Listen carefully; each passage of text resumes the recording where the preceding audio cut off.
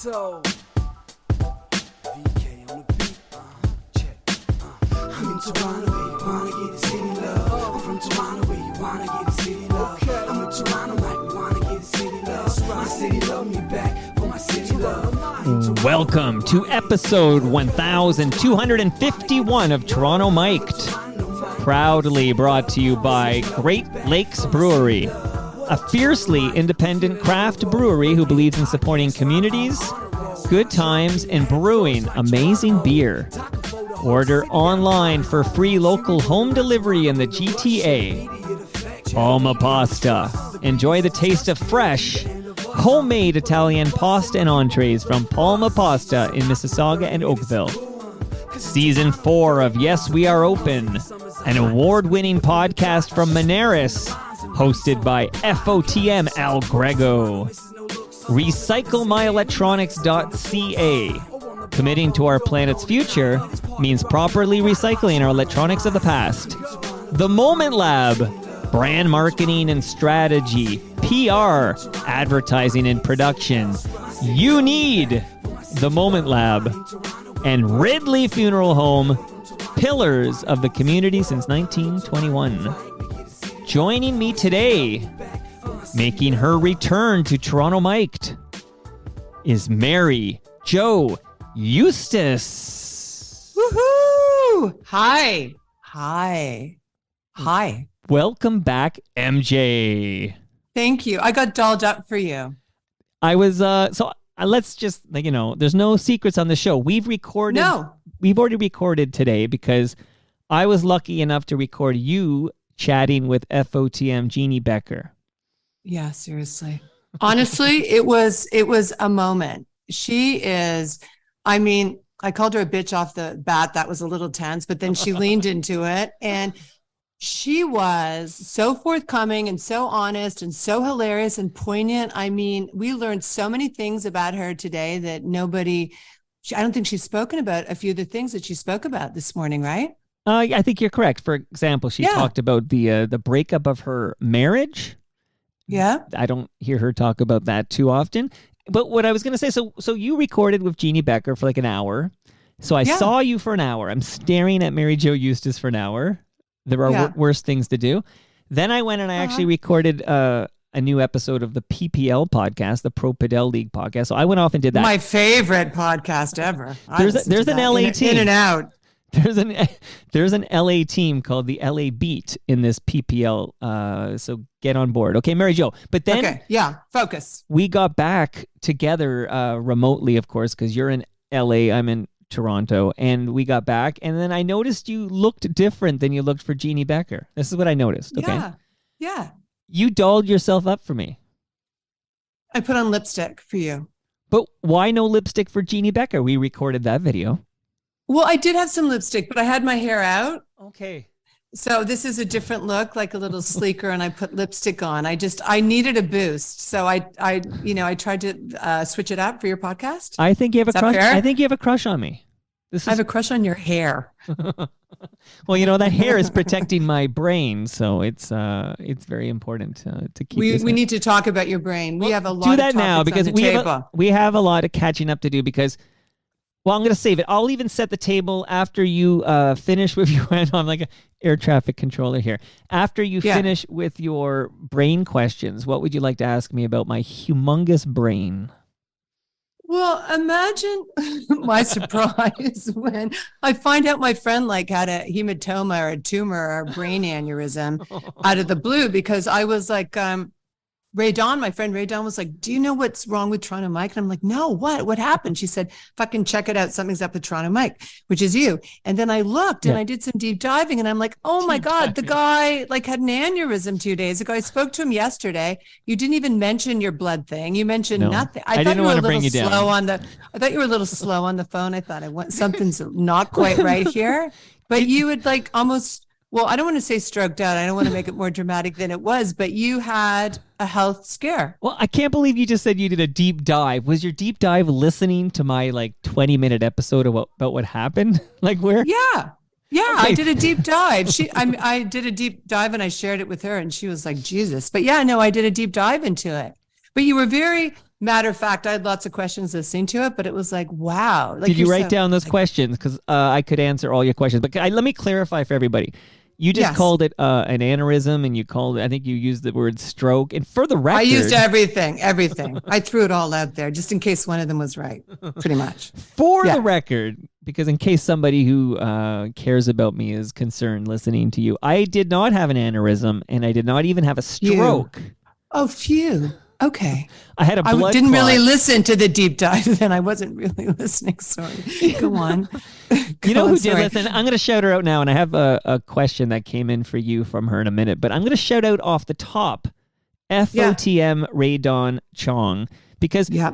she really seems to care about me. You should see the note I got when she heard my She likes you. She has a Yeah. little crush on you, Okay. actually. Well, she's going to have to get through Mary Jo to get to me. That's I know. I'm your number one bitch. I told her that. Oh. I said you have to go to you have to assume the second position. But yeah, she's got a little girl crush on you. For sure. Wow. She does. If I just want to go back in time and tell me that one day Ray Dawn Chong and Mary Jo Eustace will be fighting over me, I'm quite flattered by all of this. Naked at the funeral home that you promote every day. Yeah. Well, it's going to be like mudslinging or something. But yeah. Okay. So yeah. So it wasn't a stroke. It wasn't an aneurysm. No, it was a blood What clot. was it? It was a blood Yeah. clot on my brain. Yeah. And I just literally yesterday, or was it the day before yesterday? It might have been yesterday or the day before yesterday. I wrote a detailed update on TorontoMike.com in which I share the good news I just received. Are you sitting down? Are you ready for the good news? I am sitting down. What's the good news? Imagine you were standing up. You'd have to sit down for this. Okay, the good news is... I know. Yeah. So, two things. The hematologist tested my blood for a genetic disorder that would cause blood clots. The Right. assumption was I had one of these, and that's why I got the blood clot. And then, therefore, I would need to be on blood thinners for the rest of my life. This hematologist, I met with her in person last week, and she said to me, "Your blood is normal." That's good, right? Normal is good. That's amazing. It's normal. So there's no markers. Like there's no like. Yeah, there's no Okay, disorder. good. There's no disorder. Okay, so good. So on the although I'm still on the blood thinners for a while, but that's fine. So on the hematology front, the blood is normal. I like hearing that. Okay. Then good. Then I had a phone call with my neurologist, and I told him I was still having the headaches, like 7 weeks into this thing. And he said, "Oh, I hope, like, we got to check in on your brain and make sure this blood clot's not growing." And he said, Did you have your MRI? Did you have it? the MRI to see if I have brain damage is scheduled Yeah. for late May. I have not had it yet. But this That'll be dicey. Go on. I'll send you the dicey. video and you can tell me what you think. So yeah, Okay. I'm a little nervous too. Okay, so this I would neurologist sent me for a CAT scan. So I biked over, did my CAT scan, and then he reviews it all, and he calls me up and he says, "I like what I see." He says, "It's shrinking." Amen. It's shrinking. It's shrink. And I bet that's the first time you heard shrinking and you thought it's a good thing. You were like, It oh, shrinks like a frightened turtle. Oh, ooh. Okay, good. But this is good. In the scheme of things, this Yeah. is really good. It's Okay, good. what you want, right? So my brain is absorbing the blood clot, which is what's going to happen. So blah, blah, blah. Now I'm boring myself, but the headaches will go away because it's just my Good. brain experienced trauma, which caused the headache. The headache will go away. The blood clot's going to be gone. My brain's going to absorb that motherfucker. It's going to go, okay? Good. And the blood is normal. So I couldn't have any more good news. I mean, it's shitty. That I got is this. great news. That is such great news. So is it too soon to make like brain tumor aneurysm jokes? Can we do that? It's not Can a we? tumor. It's not a tumor. Can we delve into that? Well, thank God. Do you believe in Seriously. God? Do you believe in God? I don't know God per se, but I definitely believe in energy and spirits. For sure I do. What does that mean? I hear that a lot. do. Like I hear people say, "I don't believe in God, but I believe in something." Like there's something out there. There's an energy. There's something. And I always wonder, Yeah. like, could you be more specific with your feedback? Like, what does that mean exactly, Mary Jo Eustace? Okay, thank you so much. Because I was just at the Vatican in Rome a couple of months ago. And when I walked Spoiler into the alert. Vatican Museum, I was like, Jesus fucking Christ. These Catholics stole everything. They took everything and just naked men everywhere. I'm like, this is a party palace. This is serious erotica in here. Like, no, I don't picture it as like like a male figure, or, like that I saw in the Sistine Chapel. I don't picture it that way, but there's energy in the universe. There's an energy force field that really interests me, that I think is, I don't know, I believe in reincarnation and stuff like that. Whoa. So like you might come back as like a frog? Yeah, or what did Anthony Bourdain say? What if I come back as a sea cucumber after having this amazing life? I believe in reincarnation. I believe you keep coming back until you get it right. So you could come back a million different times. But you're not aware of your previous selves. Like if you come back, it's like a mutually exclusive happenstance. Like it's no awareness that you were once Mary Jo Eustace. I think you get flashes of it. I think that you get stuff in your character that you're like, oh, this is from a previous lifetime. I've had that happen a few times. And you're on the hot seat here, Mary Jo. I just want to know, like, so you believe this, and I'm listening to you, and that's wild to hear you. But my question is this. Yeah. What makes you believe that? What makes me believe that? Yeah, like you just decided that, hey, this is something I think I'll start to believe. Like if you apply that to anything else, it makes no sense. Like you don't have any evidence, obviously, that we come back as other things. So you've just decided this is something I'm going to believe in. This is something that intellectually and spiritually makes sense to me.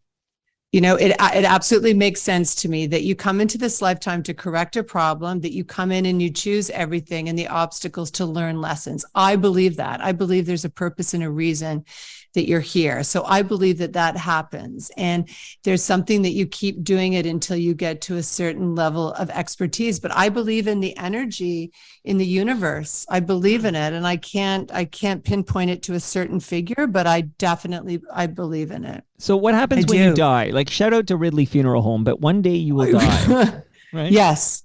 Yeah. So what happens? Not at Ridley. It's not going to happen at Ridley. Well, because you hate Toronto. We'll talk about that. You're going to it's going to happen in some LA place. But you're going to die. Or like this afternoon. I don't know. I could take a bad fall. I could tumble over there, and that could be let's face it. Like I was thinking that when I got the news in emergency that you have a blood clot in your brain, I'm thinking, oh, like this is how it ends. I'm in my late 40s. And you're a young guy with young kids and a full head of hair. Right. No one with hair this good should die, right? So no, I agree. But what happens when you die, Mary Jo? Like, is it lights out, and then next thing you know, you're like a horse? Well, that's a weird transition. No, I think, well, first of all, no offense to Ridley. I bet they do cremation, don't they? Oh my God, yeah. Are you kidding me? That's probably one of the top sellers. They one-stop shop. One-stop shop for all your dead person needs. Your dead needs. Well, I'd want to be cremated because the thought of being in a box, like if you ever watched The Young and Restless, the soap opera, lots of people get buried alive in a coffin, and I do not want that to happen to me. They're going to make sure you're dead before you put you in. Okay, but I'm with you. Right. No, but I'm always worried. What if I wake up? No, so I want to be cremated, and I believe it continues. I don't believe that it's all over. Okay. I believe that your spirit and your soul goes somewhere, and there's a transition, and that's why I believe in. There's so many things in life that are familiar that that have happened or you feel. So there's a continuum. Oh my God, the universe is so amazing. We're just like it's massive. It's massive. And Michael Singer talks about this in The Untethered Soul. Like we're just like a little speck on this planet in a galaxy to get to another star is 200 years. A grain of sand in the Sahara Desert. Yeah, we're all connected. And I just think that there's a continuum.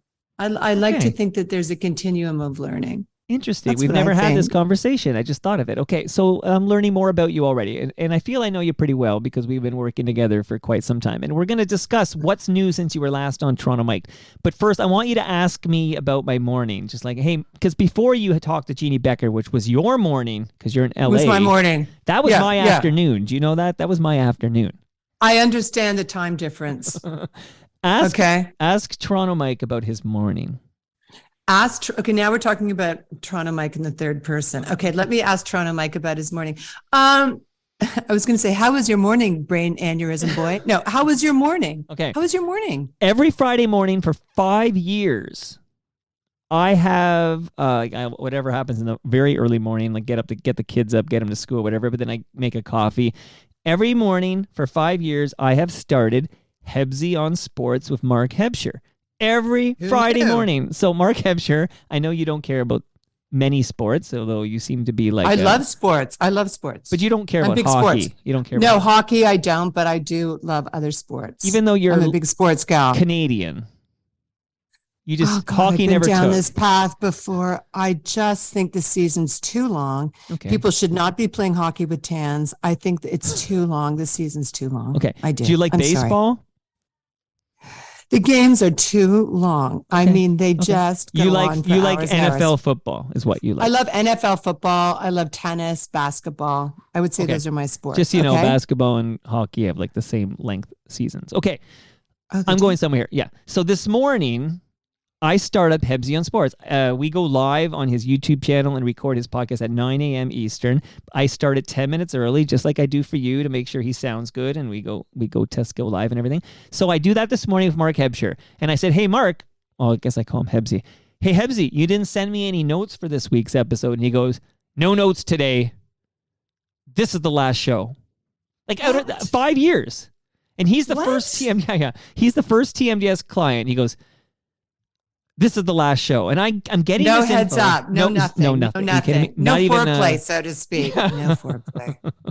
Get the Vaseline, MJ. We're going for this. Okay, so Okay. he's yeah. So now it's like I'm like, let's just go live and talk about it. So I start recording, and he talks about how like last night he had a, like, I don't know, I won't call it an epiphany, but he's just not feeling it anymore. He's An done. aneurysm? Is that what happened? He wants Did to have enjoy an- and by the way, I don't mean any disrespect to Hebsy, because I love this guy. He was the first client, and I'm happy to have been a part of that show for 5 years. But zero heads up, zero notice, and I find out as I'm recording episode 332 of Hebsy on Sports that it is the very last episode. So that's it. Wow. That was my morning. So it's like, oh, so I delete the recurring. I've had this recurring calendar event for 9 a.m. Friday. I've had it for 5 years. I deleted it. My Friday mornings are now wide open, everybody. And I told Hebsy if he's happy, I'm happy. And I just wanted to let the listeners of Toronto Mike know that the very final episode of Hebsy on Sports recorded today. Oh my God. So how do you feel? Do you feel violated? Do you feel sad? Like, do you feel like you wish you had known, or like, what do you feel? Because that's a No, I get it. Like relationship though. I Long term. I would have liked a little notice, but he explained he didn't want like a farewell tour. He just wanted it to be like, bam. He didn't want to do it like a lot of famous people do, where it's like, I'm retiring at the end of the year, and then it's like a countdown and anything.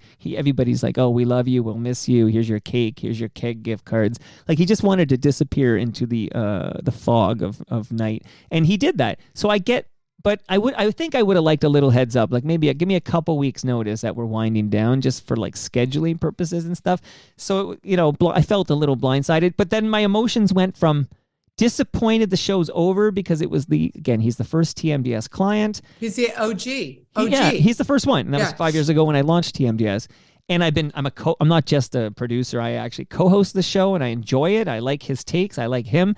That's why we became friends. So like, I was like disappointed, but then listening to him talk, he seemed like, he says it was every Thursday night he'd have this anxiety about preparing for the next morning. Like, Yeah. You know what? It's funny because you know, we've done some big interviews this week, Jan Arden and Jeannie Becker, and wow. we have big interviews coming up, and I get it because, and I've done, you know, lots of morning television and lots of stuff, improv and filming, and you always, just before you do it, you get that thing. You're like, fuck.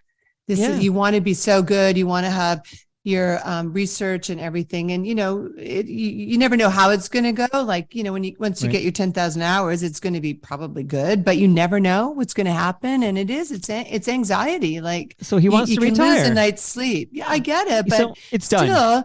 You were his podcast lover. He should have given you a little update. He should have given you a little something. You're right. Something. Of course. But my friend Hebsy is happy with his decision and content with his decision, and he's got like a new girlfriend, and I don't know how new it is anymore, but he moved out of his like college in Clinton basement apartment to move to like Markham to live with his girlfriend. Like, why was he living in a basement apartment? How old is this guy? He's a little older than you.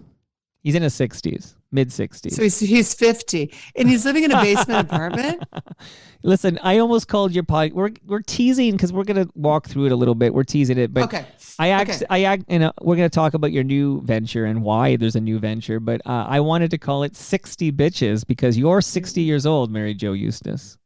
Fuck you. And that's part of your brain damage speaking, because that's not what the title, it was not. He kept sending me stuff with 60 bitches. I'm like, what is something wrong? It's like, did he have another episode? It's called Senior Bitches. Senior Bitches. Okay, spoiler alert. Let's do this. Let's because the listenership, many of the people who maybe aren't subscribed to your show, but they should be, and we're going to talk about that in a minute. But like, let's go back to November 2022. Do you remember November 2022? I sure do. Okay, so you made your Toronto Mike debut in November 2022. Here's what I wrote in the description that I published at the time. So I'm just going to read this verbatim because we're setting the table, because this is the last time there was an update from you on Toronto Mike. So in 60 minutes, just go. In this 1145th episode of Toronto Mike chats with Dean McDermott and Mary Jo Eustace about how they fell in love, why Dean left the marriage and married Tori Spelling, the tabloid circus that followed, and how they learned to be friends again. You can subscribe to their new podcast, X's and Uh-Ohs, here. This episode is exactly 1 hour and 38 minutes and 34 seconds. How are you doing so far? I'm just checking in on you. I'm getting a rash. I just read verbatim the last time you were on Toronto. Yes. So that happened, right? Yes. We won't dwell into it, but that happened. Okay. Yes.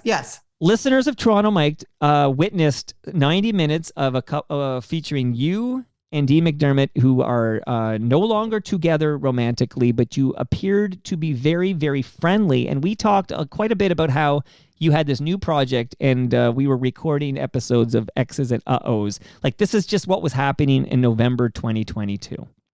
Right. Okay. Whew, okay. We're almost, don't worry, we're going to get to 60 bitches, which is really called Senior Bitches. And I have Bitches. I really have a lovely comment from the aforementioned Ray Don Chong, and some questions from people like David Ryder and Mike Shorman.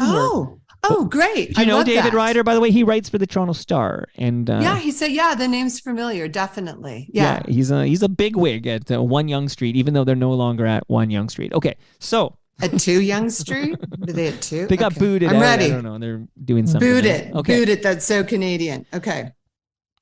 As I recall, and just let me blab, and you don't have to say a word here, but unless you want to, of course, because you're my special guest. But in November, we were trying to promote the new podcast, which was very good, and I had 11 episodes recorded. You went on 3 shows that I had a production role with. Okay, so you came on my show, Toronto Mike. I just read the description. That was November 2022, episode 1145. You did come on Dana Levinson's show, which is called On the DL. You both appeared on that.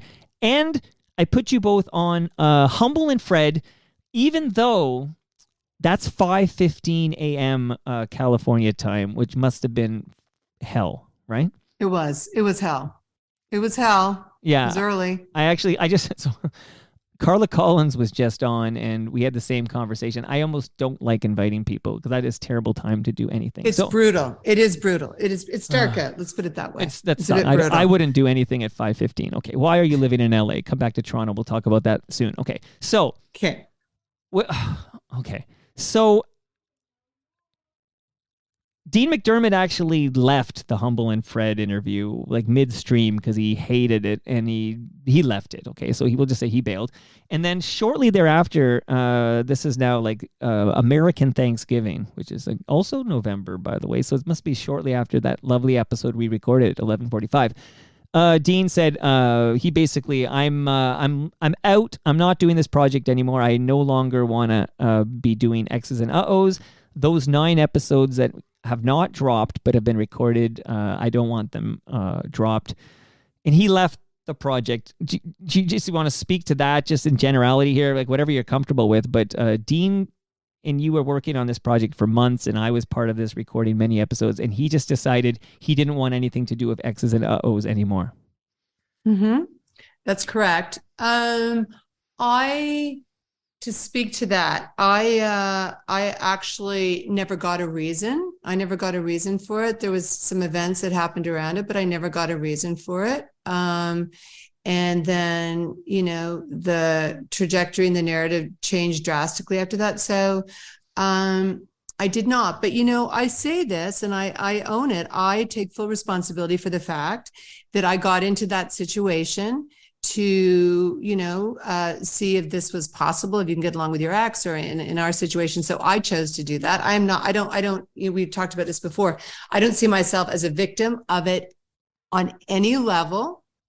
I think it was dynamics that are established that are not going to change. And I say my bad and my good for doing it, right? Like my bad for not knowing better, but my good for doing it, for thinking there might be a different outcome. So I can't really speak to that question, but there was some family issues around it that happened. It was just sort of a perfect storm, and it ended really, really abruptly. And I was just as surprised as you were. I was just as shocked as you were, because it was getting a great trajectory. But I did feel, if I'm kind of getting a little bit honest here and a little self-reflection. You better be, Mary Jo. This is Toronto Mike. No bullshit. Oh, okay, no bullshit. I did start to feel that as we started to get into the deeper issues that I really wanted to discuss, I felt that there was a level that was not going to happen. And I felt that the Humble and Fred was just reflective of that, when the questions were going to get dicey, that it was going to be harder to do. And I completely, it is completely my ex-husband's choice not to engage in it any longer. That is his choice. If he was uncomfortable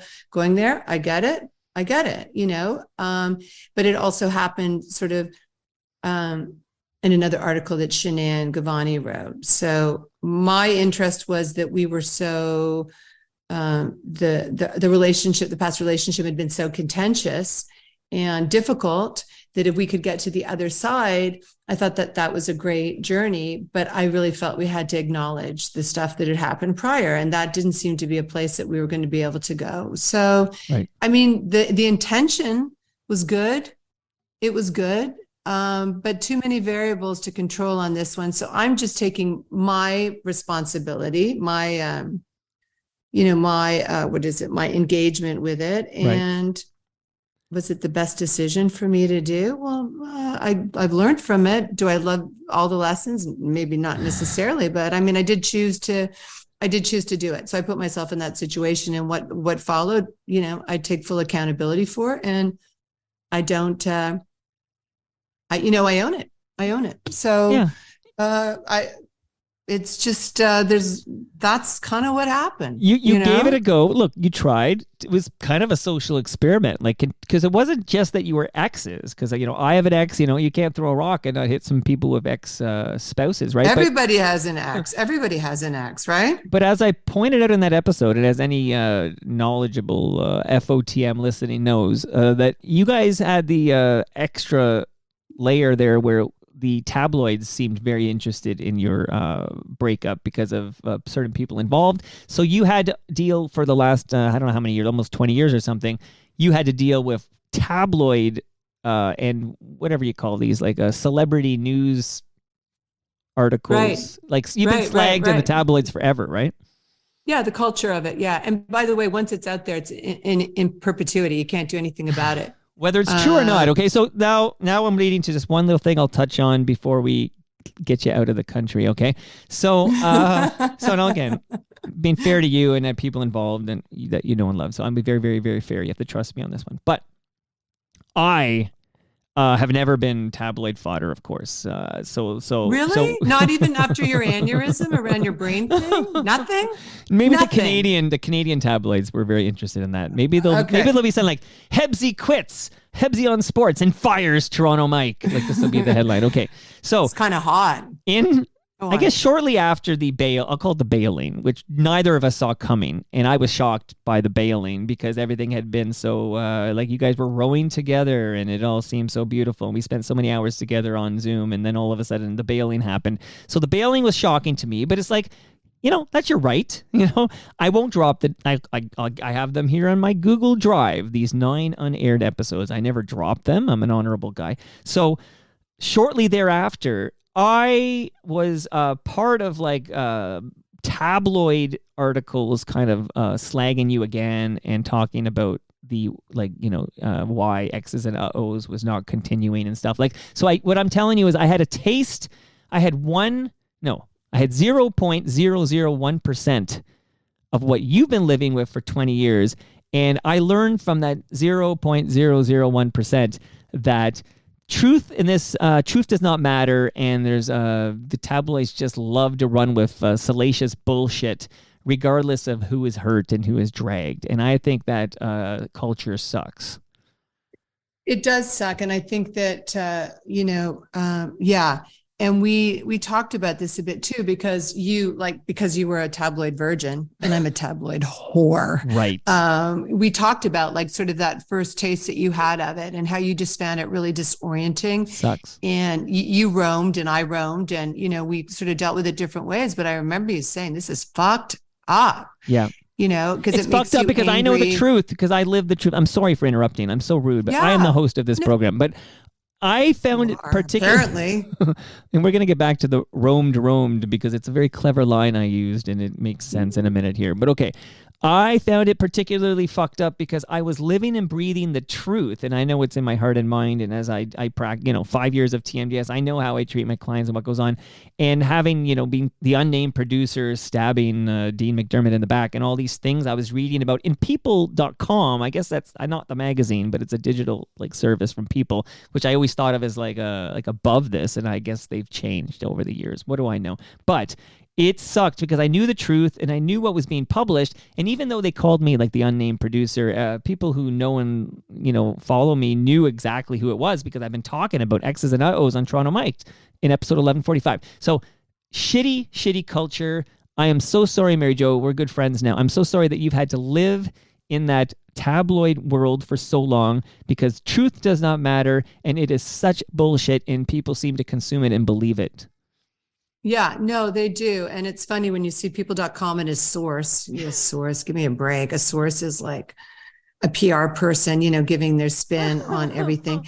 And it's just like so insidious. And look, I mean, when we were promoting our show, we did interviews and, so I've engaged in it. I've definitely engaged in it. But this last experience was the death nail for me on it because I've utilized it over the years. But this last time was too much, for all the different things that played out around it. And yeah, it is like that. And it's just a really interesting thing in culture right now. Like, I don't really have any interest in it. I don't even get it. It's just sort of putting down people to feel better about yourself or promoting people who are idiots, and that I guess sell magazines and do all this stuff, or I don't even know they sell magazines anymore. I guess they're clicks, or whatever is happening around it. Like this person is fat now. Look at how bad this person's plastic surgery turned out. Yeah, look, like it's just meant to make you feel better. Like, look at this famous person look at how they dress when they go to the market. Look at how this person has aged. Like, oh, this guy lost his hair. It's vicious. Now, like when I first got divorced in the tabloids, they added 5 or 6 years to my age. Uh-huh. Okay. So I was 60 way back then. They said I was 5'11" and from Texas. And, like all this stuff that I used to see about myself, there was no truth to it, whatever. So I think after a span of roughly about 20 years with it, I wholeheartedly agree with you. Like once it gets on a tear, and it gets out of control. And then what happens because of obviously the internet and social media, it gets reiterated on 9 billion different platforms. Scraper sites take the quotes from people.com and republish it because they're looking for SEO, right? And they're looking for clicks themselves because they have their own ads. So it's basically like a self-propelling bullshit machine. Right. And they take it out of context. So nothing's in context anymore. Right. So you read a quote. So it's fucked up. So, and people don't you can always listen because we did drop 2 episodes of you and Dean, and people could always just still in the feed. Like you can always listen to those 2 episodes and make your own decision, but people don't bother to necessarily to take that actual step, and they just read something and go, oh my God, this is what a horrible thing here. Meanwhile, literally, we've published these episodes so you can make your own decision. It's just, are people either getting dumber or lazier or both? Or both. It's the culture. And again, I've been part of it and over the years utilized it and been, again, not victim, but I have been certainly portrayed, not great, sometimes good, sometimes shitty. Yeah. So yeah. And okay, so I'm good. Go on. I'm sorry. No, you finish that anyway. thought. Anyway, so what I think was interesting about this experiment is, and no regrets, no victimhood, let me say that again, was your perspective just going, whoa, this is fucking weird. Yeah. I didn't know this. And now you know it. Right. So there's not many people who know what that feels like. Now I know it. Now I know it. So I feel great empathy. Okay. So Mary Jo, that's like December. I don't know. This happens in December 2022, which is like, I don't know, 6 months ago or something. Then I'm thinking, okay, well, Dean just bailed. So there goes X's and uh-ohs. But you, for a period of time, you wanted to continue X's and uh-ohs by yourself. Yeah. So we recorded episodes of X's and uh-ohs without Dean. We just changed the theme and we changed the picture, got rid of Dean, and we dropped episodes. So I guess I want to find out, earlier you used the expression, we each roamed, right? Because here's what happened. As I was like listening to what was written about the unnamed producer, while I was reading it, I was trying to figure out what the hell it was talking about, because I deemed it bullshit, and I wanted to know like who's telling what lies where. It bothered me. It actually hurt me and bothered me, because I thought Dean was a friend, and now I was like, what the fuck? So legit bothered by it, and I thought I knew this guy and I didn't. But then I would deal with it by roaming the city on my bicycle. But I'm curious to find out, where did you roam? Because you did disappear on me for I don't know, a month or so. Like tell me about that. Well, I think that, there was such an implosion on so many different levels, like personally, professionally, because of that fallout, and that I talked about this before, when stuff like this happens in your life, people have it happen. You have like an implosion, stuff goes down the drain, and it all sort of happened at once. And I thought, I really need to do a big life reset here. This is kind of too much for me to, what's the word? Not absorb. Well, to even process. To process. Yeah. To even process. Like I'm just not. So I need a complete change of scenery, where I'm sort of going to be forced to confront these experiences and what they meant to me and my involvement and all that stuff. So I actually decided first week of January, I went to Rome.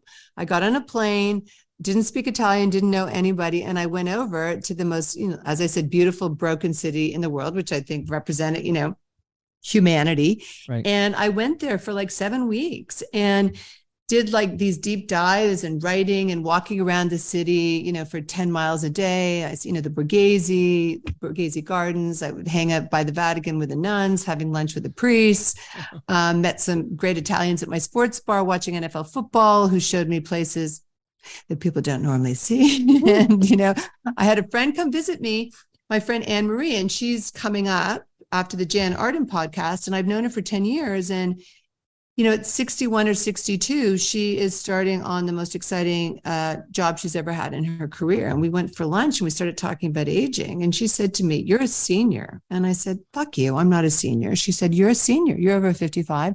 You're a senior. And it's time that we start owning our age and our life and the good, bad, the explosions, all of it. And you got to flip that word senior and make it positive, because in most life formats, it is positive if you're a senior, right? You've got wisdom, you've got respect. And then I'm like, yeah, senior bitches. I love that. And I got in touch with you, said, that's what I want to do. I said, my narrative of trying to get along with my ex and sort of making that all right, that had happened over the course of 2 decades, was a narrative that was not obviously working for me anymore, and never really did me much good anyway, so I wasn't going to hold on to that anymore. And it was ready to move on to the next phase of life and the next thing. And that was an epiphany moment. It was like, yeah, that's what I want to do. How spontaneous, Mary Jo, was this trip to Rome? Like, was it like, oh, I need to like clear my head, reset, I need to get away from here? Like, did you just randomly go to spin a globe and say, okay, like how spontaneous was the trip for 7 weeks to Rome? So spontaneous. Like January 2nd, I'm like, I think I got to go somewhere. And I was like, and I'm fortunate I can work remotely and do all that stuff. And I was like, I don't want to lie on a beach. I don't want to go somewhere comfortable. I want to go somewhere where, because we just interviewed Jan Arden, if I mentioned that, and she's got that great lyric that says, no, I will not lay down. I will not be a ghost in this town. I'm not lonely. Swear to God, I'm just alone. And I thought, wow, that's a great metaphor for it. So I was like, packed my suitcase and that was it. Got in a plane, went to Rome in January. And solo, just to be clear, you went all by yourself. You just went to Rome. I did. Wow. I did. I landed in Rome and I ended up in a 17th century monastery. I told you, 1 floor above the nuns, lots of Armenian nuns below, had pizza every night and drank beer and partied, which I thought was awesome. And I was in the city center. So I could go to Campio di Fiore. That's like the biggest market in Rome, the Pantheon, Colosseum. I was, Borghese Gardens, the Vatican, everything was like within 2 miles of walking. So like I could literally go to something from like BC times and take a look at it. So it was just such a great inspiration to think and to recalibrate. And it wasn't easy, but it's the best thing I ever did. I'm so glad I did it. So when you, and I was, we were in contact, thank you to WhatsApp, like we were in contact, right? But at this point, so you're in Rome for several weeks. At this point, I can't remember the exact timelines, but X's and uh-ohs was dead, right? Like that. Yeah. So X's and uh-ohs, even though you did do some episodes, including one with our boyfriend, Canada's boyfriend, George Stromboli. I love that episode. And again, like when I did that episode with him, it's not like I opened it up and I was like, oh my God, the tabloid. It was like, no, not at all. No, like we just hit it hard. Right. We just hit it hard because we talked about him and his exes. He's only got like 600 of them, right? And he said, I can't believe I'm doing this. I would not do this with anybody else. So we talked about our exes, and then it turned into this wonderful conversation about his mom. And like, so he was amazing. I loved interviewing him, but and that happened in December. And then it was like, and I enjoyed it. And I was like, I think that I need to find something new. And then it came to me in Rome, and we're having a blast doing it. Like we're several episodes in, we're interviewing the most amazing women, and we're loving it. And I love that we didn't quit. I love that we rolled with it. And let's shout out the fact that so if for those who are keeping up with us here, so the podcast is now called Senior Bitches with Mary Jo Eustace. And your guests, maybe not the guests in the first episode, because the first episode, I saw it as like the pivot episode. Like we have to reset this whole thing because forever we were X's and uh-ohs, and now we're senior bitches because I wanted, to have some continuity. So your guest in the first episode is actually yours truly. It's you and I chatting about what the fuck went down. I'm not over 55, but henceforth are all guests over the age of 55. Is that the deal? I think so. There might be a few exceptions. I've got my eyes on a few people if I can get them, and they're not 55. But yes, I want to celebrate that. And everybody that we've done so far is over 55. And Jan Arden's episode was called Happy because you can't help but be happy when you talk to Jan Arden. Our first episode was called Roma because we dug deep into all this stuff. And then with Jeannie, and then with Anne Marie's episode up next week, it's called Ouch, That Hurts. And she was the one who said, you're a senior, so you just fucking better own it. And then we have Jeannie Becker, and then I'm working on a really special episode with a friend of mine, and then, Ray Dawn will come on. So it's just, I'm excited about it. And we're learning something every single time with these women and their journeys and their stories. And look, they're messy and crazy and all of it, because it's not just this homogenous path, that's for sure, which we love. Like they're dirty and deep. So that's what I'm interested in. I told you earlier that I've got a few questions for you from people like Ray Don Chong and David Ryder and Mike Shorman and all three FOTMs, by the way, but we'll get to those questions in a minute here. Let me just generally speaking, I've heard you say this on X's and Uh-Ohs, but I can't remember anymore because we recorded 11 and only dropped 2, so I can't remember if this ever made the public realm. But you hate Toronto, right? If I said that? Yeah. I took a mental note. You said I hate Toronto. Well, that's harsh. I don't think I should say I hate Toronto talking to Toronto Mike. I just know. Well, you're from here, right? Where are you from? I'm from Toronto. Yeah. So I'm from Toronto. From Toronto. But I've been in California for 20 years. Yeah, but you're 60, so you had 40 years here. Own your age. Can I call you a bitch, or is that rude if I called you a bitch? Okay, no, you can. It doesn't offend me at all. So I've been in California for 20 years, and I just the weather kills me, and it's like hometown, I do love Canada. I do love it. I have to admit, I do love it. I love them both there. Okay. I've just changed my narrative. It sounds like you don't like the climate, which I wouldn't blame you for that. We have a much shittier climate than you get in LA. It's more the climate, but like when you find your place, like California is just my place. Okay. I can't explain it. Back to our previous life discussion. It's just my place. I love it. But did you consider moving to Rome? It sounds like Rome might be your place. Like, was there any consideration? I love it. I love Italy. I would love to. I love Europe. I would love to. I want to visit you too. in Rome, and we'll anytime. But you got to get back there. Okay, so the reason I asked about Toronto is because a fun fact is your parents still live in Toronto. Yes. Okay. Yes. So you and I, even though we've been now, I don't know what the math is on this, but it feels like we've been working together a year now. Okay. 10 years. It feels like 10 years. Shout out to FOTM Bob Willett, who I believe introduced us. Oh, my old producer at Proud FM, right?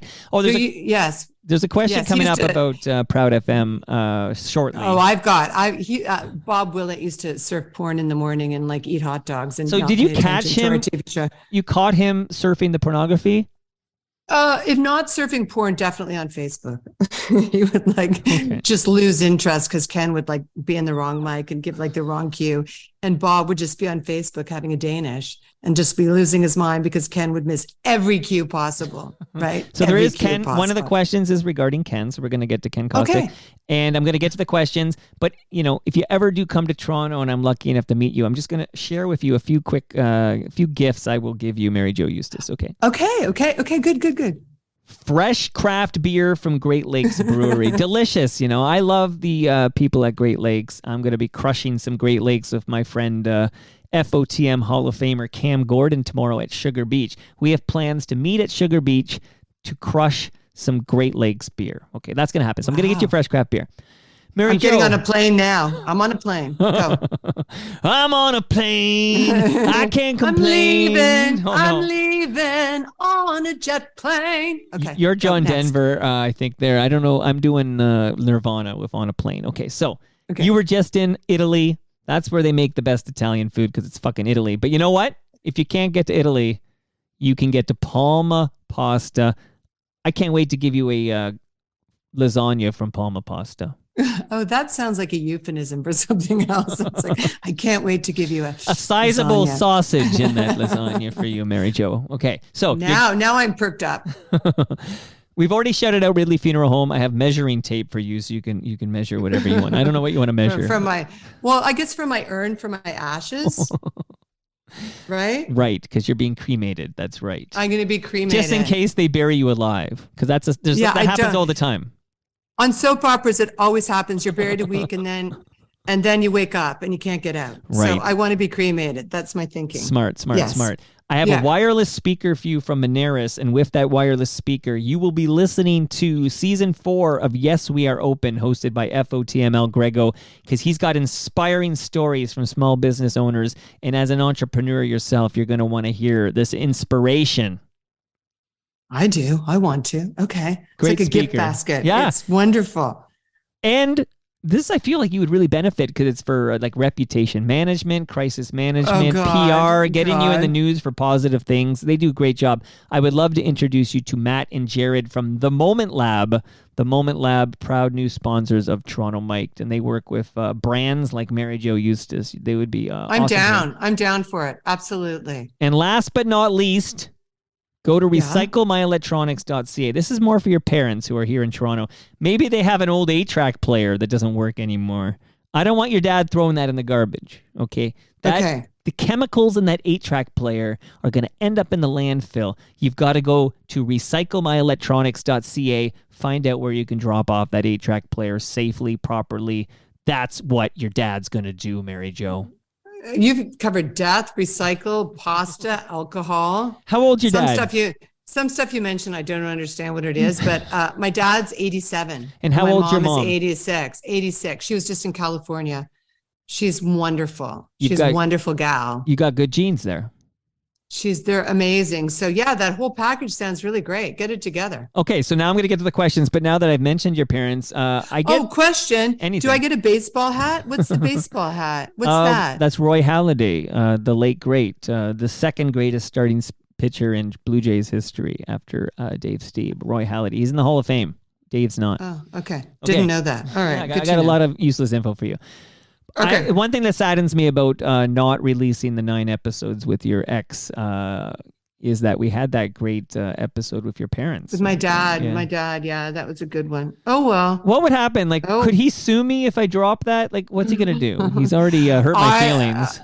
Yeah, I don't know. Well, we'll put a lid on that. Only one way to find out. We'll talk offline here. Okay. Look at you. You're all cocky and ballsy today. Look at you. All right. Something. The brain kicked in. Something happened there. Okay. My brain's absorbing everything. Okay. Ray Dawn Chong, who was on my show, and I had the best convo with her, and she's going to be back on my show, and I absolutely loved her vibe. Like, she's also a Canadian living in LA, right? She's like you. She's an icon. She's a true icon. She's amazing. She wrote me when she heard Mary Jo Eustace was returning to Toronto Mike solo. She was very excited. She wrote, "What does it feel like to be a stunningly gorgeous woman who is hilarious, joyful, and very loyal and loving in a crazy mixed up world?" Oh my God, she sent that? I read it verbatim. Yeah, it's really funny because my mom was just here, and Ray Dawn and my mom and I went out for dinner, and my mom was like, "You two are the same people. Like we're very similar." She's just anyway. I mean, she's such a force, and I'm so thankful and lucky that we became friends the last 2 or 3 years. Like she's such an important person in my life, such a warrior, and so supportive. And she, by the way, is the most loyal person in the entire world. And what's really so great about her is her word is gold. Because a lot of people, they say, "Oh, we'll do this, we'll do that." They don't show up, they bail. Not her. If she says it, she does it. Wow. So that's a question. So basically, what is it like to be fabulous in the world and you get kicked down all the time? Is that what she's asking? Well, me? let's pretend that's what she wrote. Yeah. Oh, did she not write that? Well, she wrote, "What's it like being you in a crazy mixed up world?" I think that it's getting better. I think some days it's wonderful and empowering, and wow, it's just such a great ride. And some days it's a little bit more difficult because she talks about this. If you have a strong personality as a woman, it's tough. And a strong personality doesn't mean you're perfect, obviously, but if you have a personality that's a little out there and in your face, some people just don't support it. They don't support you having that light. And we've talked a bit about this, that people can want to take you down. And again, not as a victim, it's just a fact, it just happens. And so she's had that a lot in her life. So sometimes we discuss that. I think that, and she would say this, and I would say this, after years of it happening, it makes you stronger. You start to get a lot stronger and you start to rely more on yourself, but it's a process and you can certainly get knocked off the wagon. And, but it's, it's the closer you get to it, it's great. It's great. It's great. I can tell by looking at you, talking to you. I can tell you're probably not a big Simpsons fan. You don't watch a lot of Simpsons, right? No, I don't. I don't think Should so. I? Well, I mean, of course you should, but we'll just stick to the first 6 seasons. You'll be fine. Okay. Now, because they're in like season 32 or something. I don't know. But the reason I bring up the Simpsons is because there's this great episode with John Waters, and it's like Homer is upset that he calls himself queer because Homer Simpson, the episode's called Homer Phobia, I think, something like that. Homer says, "Hey, that was our word for you, and now you took that word from us." Like, he's upset that they took, like, as a proud gay man, he took ownership of the word queer and turned it into a powerful force. Whereas Homer, being less open-minded, wanted that word to be what he would call a gay man, queer. Like, he took it back. And you were just talking about, strong-willed women, and how one of the words I think of by ignorant people for a woman like that might be the word bitch. Like, whenever, like, if a woman is outspoken, cocky, proud, exuberant, a man might try to put this woman, an ignorant asshole man might try to put this woman down by calling her a bitch. But what I think you are doing, and I'll let you speak for yourself since you're actually here, but with senior bitches, you're doing what John Waters did with the word queer. You are taking that word and you're using it as a badge of honor. You're a senior bitch. Yeah, I am. And the women in my life that I love, I always sign out. I always say, "How are you, biatch?" I'll meet you at biatch, or like, love you, bitch. Because I do. A badass bitch is like, as I call Jeannie Becker. I don't know. Okay, so I will tell. I witnessed the moment. I know I witnessed the moment, and this will be in the feeds shortly. Because right now, if you go subscribe right now, because I drop these right away. So if you go to Senior Bitches right now, you're gonna find that episode with me, which we dropped, I think, like Tuesday or something, and then you'll find the episode we dropped yesterday with Jan Arden, two of Canada's biggest celebrities back to back. But Jeannie Becker's coming in a couple of weeks, so stay tuned. Get subscribed, and it'll drop on your phone. But you did call her a bitch off the top, and there was a moment of awkwardness where she was like, "I don't know if I like being called a bitch." Like, you could tell it was like, "Oh, hey, that's a bad thing to call somebody," and you said, "No, it's good." No. I said it's good, a badass bitch. Like, when I say it with admiration, so I'm changing the word around. Like, I think it's like, fuck yeah. Right. Listen, she was in the trenches of rock and roll. Like, she is a badass bitch. And she laughed about it, and she was so cool. She said, "I'm going to roll with it." So when senior bitches is like, I always want there to be humor. I always want it to be a bit irreverent. Like, we're talking serious topics, cancer, death, coming out, like estrangements, and and also all the humor and beauty around it. And I want to have that irony, that twist on it. I love senior bitches. Yep. Because I think it's a collective. I choose to see it as a positive word.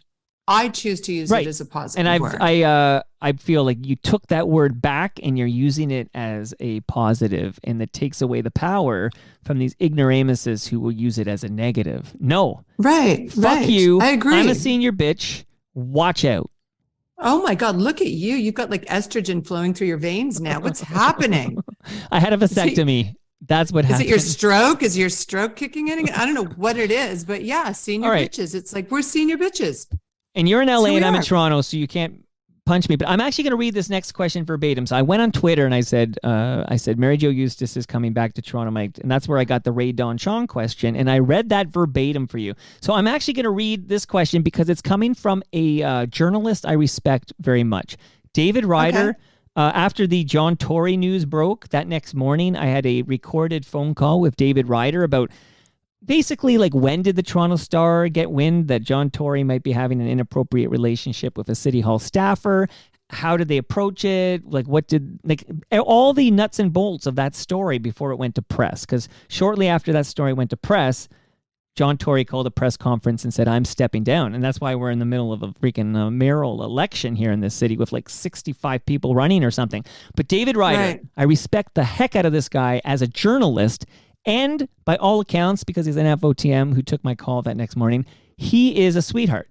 So I'm going to read what he wrote, and then you can either reply or you can say, I'd like the next question, which deals with Ken Kostick. Are you ready? Mary Jo Eustace. Is this question going to give me diarrhea? I'm well, nervous remember, already. this is a public figure. This is a Toronto Star journalist who put this on Twitter, public Twitter. So this is not... Okay. Is it for me, the question? Yeah, of course. I'll ask for a question for you. Okay. So what insights has Mary Jo Eustace gained about the Tory PR publicity machine? Who is in it, how it works, what it costs her, who it targets? It seems fearsome. So that's David Ryder's question for you. All due respect, you can address that question, or you can ask me for the next one. Okay, I mean, I can address it because I can address it. I thought you were going to say Mayor Tory, and I'm like, Jesus. No, I think that... That's right. I just talked about Mayor Tory. This Tory has an I at the end, T-O-R-I. Okay, I would say, and it could be that person you asked me about, or it could be another person who utilizes them. It's like an ongoing relationship that you have. What is that expression? Quid pro quid. Quid pro quo. Quid pro quo. You do this for me, I do this. I'll drop this here. Like, I can start a narrative here. Will it get picked up? Will it get completed? There's a fabric of it, and you can launch it at any time and utilize it. And it can be very one-sided. And then what happens when the public gets involved in the comments and everything, that's where it takes a different trajectory, right? Because people are like, what the fuck? And this and that. And then they can be brutal. I mean, I would never want to be in that. I mean, like, that's amplification of public visibility, whether it's who you asked me about or somebody. I would never want to be in that position. How scary. You're just open season. But there's definitely people who work it all the time. And it's a real thing. And that's how it runs. I mean, when I see stories from A to Z from people and I see them, I'm like, oh my God, that's so planted. Okay, got it. You just saw it with Reese Witherspoon because, she's getting a divorce from her husband. She runs a huge company. I can't even imagine she has any time for her marriage because she's so phenomenally successful as a producer and an actress.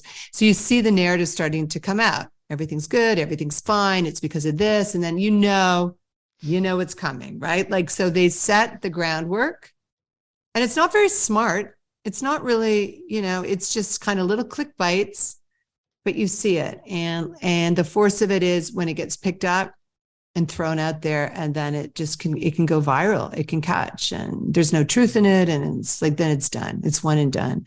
So it's a constant engagement.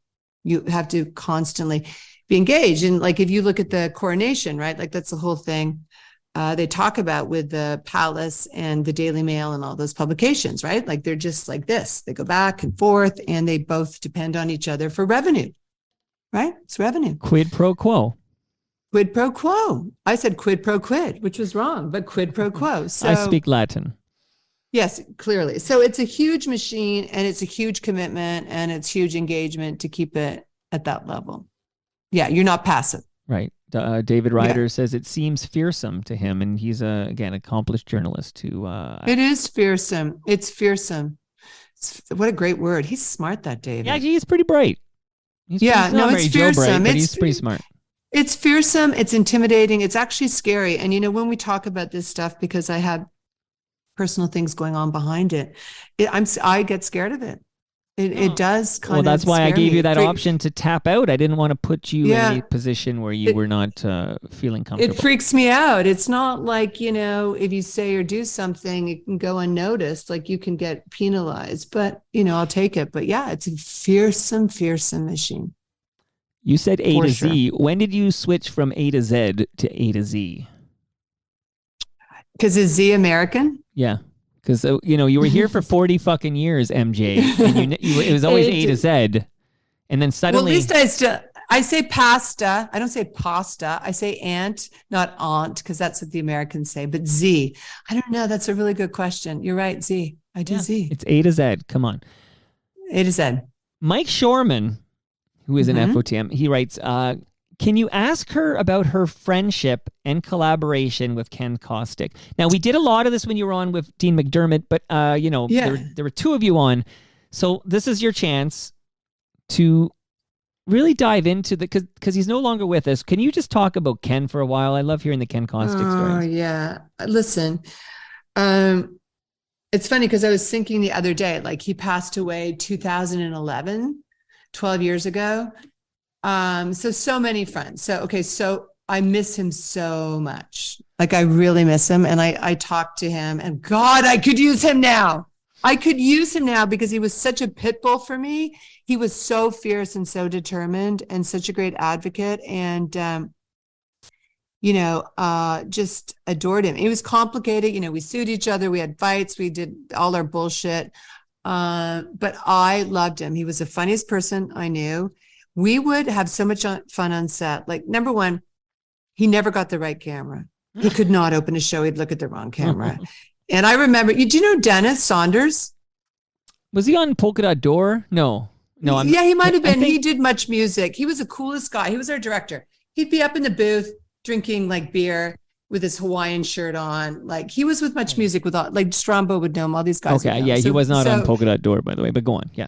Okay, so I don't know. He might have been smoking weed. I don't know what he was more of a beer guy, but he was like the coolest guy. And he would come to set like in February in a Hawaiian shirt and shorts, right? So he'd roll on to set and give us our cues. MJ, you open, Ken, daily tip, viewer mail, whatever. Every time Ken would get it wrong. Okay, every single time. So our very last show, and Dennis was so good natured, Ken blew the camera. And Dennis came down and said, I just wanted for our last show for you to get one fucking camera shot right. One. And you're going to get it right on the next take. And Ken was like, and he did. He got it right. So Dennis came down and lost his shit. But I think if you interviewed anybody who worked on What's for Dinner, because we did over 500 shows and it's on Amazon Prime right now. Okay. So please tune in. Wow. Anybody who worked on our show would say it was the most fun they've ever had in their entire life. Do you make what happened in between scenes was the gold. Do you make any money when Prime airs that show? Not when Prime, but I did make residuals before. But and yeah, so Ken was a force. We traveled together. We did another show called He Said, She Said, which was hysterical. Actually, I liked it more almost than What's for Dinner. It was hilarious. And we did a radio show together called What's for Breakfast. Well, that's where the Bob Willett comes in, right? Because we alluded to it earlier. That's where Bob Willett, right. Yeah. And that was on Proud FM. Proud FM. So he was my favorite person ever, the most fun ever. The most inappropriate ever, the smartest ever, smart, like crazy, crazy smart. And, I think I told this story in your show before, but I was living in California and I found out he was ill. And I was coming to Toronto and he was in love with my daughter, Lola. He was just such a great role model for her. So I came up to Toronto to do some work. And just before I came up, he had like a really bad health incident. So he was in the ICU and was not good. So I went to visit him in the hospital the first day that I got there, and I would go every day and just sit with him because I didn't want to say goodbye to him. And I remember, I think I told you this. So he was hooked up to machines and he was like kind of pumped with fluid, but his skin looked perfect. Like he had not one wrinkle. Like I said to him, I have never seen you look hotter and younger than you look right now. And I said to him, you can say goodbye. It's okay. You can. And I left that night and the next day he passed away. Oh man. And how old was he when he passed? 58. Fuck, that's too young. It was too fucking young. We could still be working. We would still be pumping out the same old shit. The two of us would still be doing it. You'd have a podcast. You and Ken would have a very successful podcast. Another TV show. It would be endless. So I really, really, really, really miss him. He was a wonderful person. The best ever. The best. And as you said on your last visit to Toronto, Mike, he was an undercover CSIS agent. Yeah, he worked CSIS. Yeah, yeah. And that's not bullshit, right? Like I sometimes I think that's a bit, but that's real. No, he worked with CSIS. He had a black belt in karate.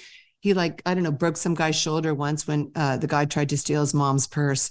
He was ferocious. Ken was ferocious mentally and physically. Like he had a black belt, and you did not want to cross him. If you crossed him, forget about it. You'd be eviscerated. So as kind as he was, there was a line, but he did the stuff that he got up to. Like he had he would have had to have all these altered lives because he was such an interesting person. He was such a complex person. But yeah, he did. He was.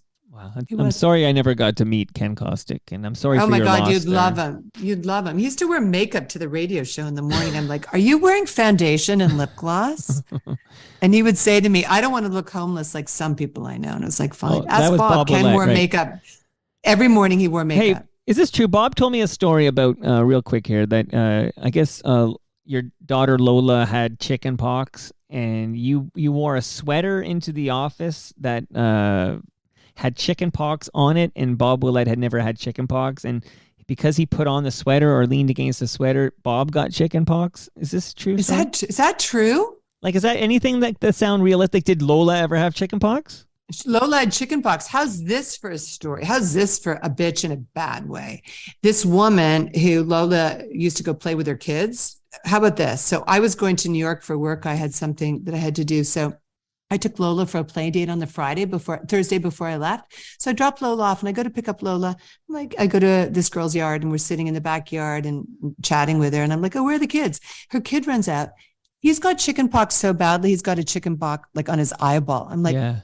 Your kids have chicken pox? She's like, yeah. I'm like, and this is information that you didn't feel you need to share with me. And she's like, well, you want your kids to get it. I'm like, are you kidding me? Because Lola was halfway between the vaccination. Oh. So she got chicken pox so badly. That woman made a parental decision on your behalf that they had no right to make. Yeah. I called her and she was so flippant about it. And like, that was evil. Her kids were chicken pox. So if I connect these dots, that's shitty. That's almost worse than what Hebsy did to me this morning by bailing and not giving me any notice. So when you got that, so Lola gets chicken pox from that, right? Yeah. And then maybe you wear a sweater into the Proud FM office that Bob Willett gets chicken pox from. Like, he told a story on my show, and I just wanted to corroborate it. But you cause adult chicken pox is very different. It's very dangerous. Oh, this is coming back to me. It's coming back to you now. So maybe apparently Bob says there's no statute of limitations. He's still consulting with a lawyer about suing you. About giving him chicken pox back in whatever that was. I don't even know. Good luck. Did he say I was the best person he's ever worked with? I think he said that. Well, I actually didn't know fuck all about you because, no offense, I didn't watch What's for Dinner or What's for Breakfast. It's okay. Okay, so I just didn't know. And I kind of knew the name. I also always hated tabloid stuff. Like, I have no interest in the tabloids, and I have no interest in TMZ and all that stuff. No interest. So I didn't know this name, Mary Jo Eustace, but I listened. I was helping Bob at the time. I was producing Bob's Basement, which was Bob's podcast. And Bob had an episode with Mary Jo Eustace. That's you, by the way. And I went for a bike ride, and I said, oh, I kind of know this name, but I have no fucking clue who this Mary Jo Eustace is. And I wrote Bob after, and I said, this is my favorite Bob's Basement. I love this woman. You can ask Bob. Oh, that's so sweet. And look where we are now. Okay, so I want to put everything on a nice bow here as we say goodbye here. So everything has changed since your last Toronto Mic'd episode. But what's new is that you have a solo project, a podcast called Senior Bitches. And it's good. I can verify that. I get to produce this show. And I encourage everyone listening to subscribe to Senior Bitches.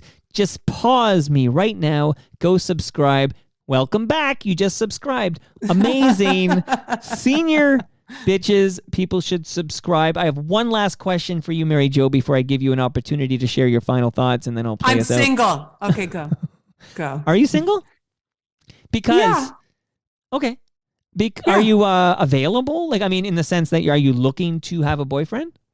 I think so. Jeannie Becker told me I should. Okay, Jeannie met She did, yeah. Jeannie met her current partner when she was about your age, right? So your age is 61.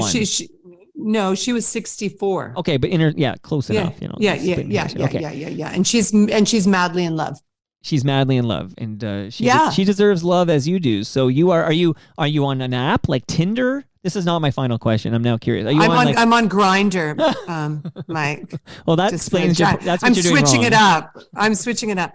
I never go on. I mean, I've got the app, but I never actually end up going on dates off the app. But I told you, I'm having conversations with somebody right now who's Oh, yeah. hilarious. We're just talking for hours and hours. But and how hours, did and you it's meet really this person fun. to have conversations?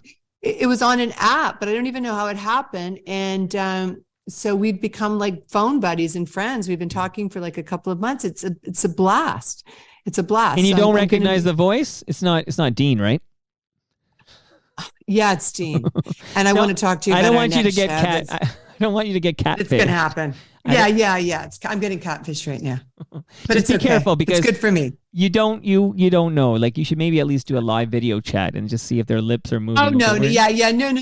He's completely vetted. Yeah. No, he's Okay. not a hologram. He's completely vetted. It's very, very sweet and lovely, and it's just really Amazing. a nice positive energy. It's great energy. Okay, I'm happy for you.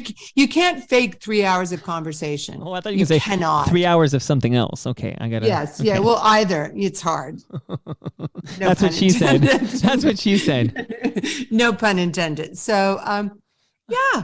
So we'll Okay. see. I'm happy for We'll you. see. I'm happy Thank for you. you. Now, I'm trying. final question is: you're 61 years old. You're owning your numbers, so I'm going to say it again. I just turned 61. Yeah, May 1st. That's I why was we 60 like a week ago. we actually yes. launched Senior Bitches the day you turned 61. That was on purpose. Okay, so you're 61 in a few days. You look great. I've never met you. I'm just looking at you through Zoom lenses, and you look amazing for any age. I don't want to say anymore for 61 because that suggests like it's ageist in my opinion. That sentence. I should stop. I'm going to erase it from my. I've from my told you dialogue. to erase that It's from gone. your lexicon. So you look okay, great. good. You're 61. Would you ever get?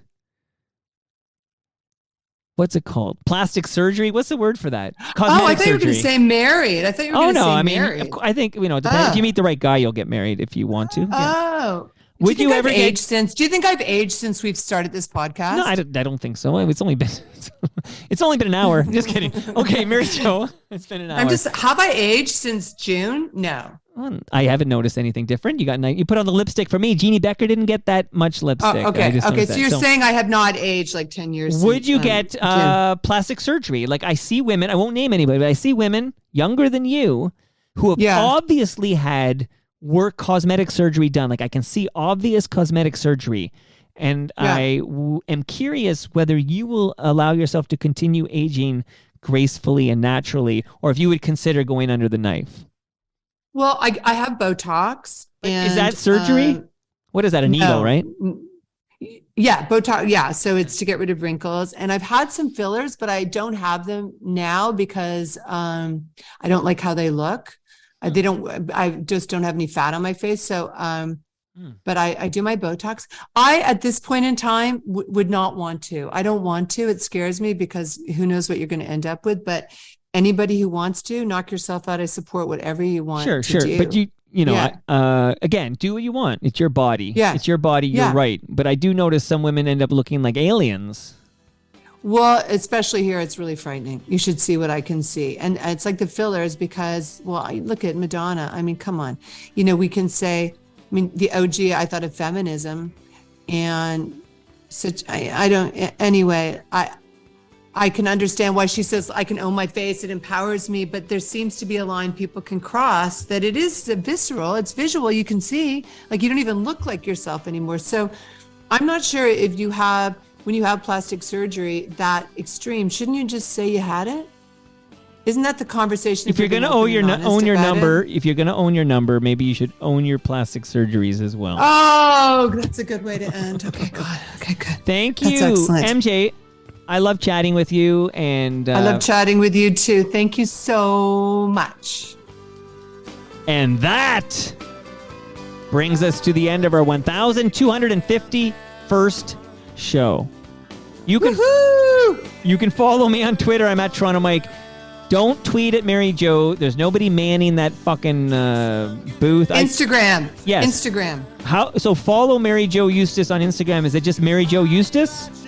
Correct. Okay, and do it. Mary Jo's a great follow on Instagram. She's a shitty follow on Twitter. Our friends at Great Lakes Brewery, they're at Great Lakes Beer. Palma Pasta's at Palma Pasta. Monaris is at Monaris. Recycle My Electronics are at EPRA_Canada. The Moment Lab, they're at The Moment Lab. and Ridley Funeral Home are at Ridley FH. See you next Monday when my special guest is Kurt Swinghammer. Ooh.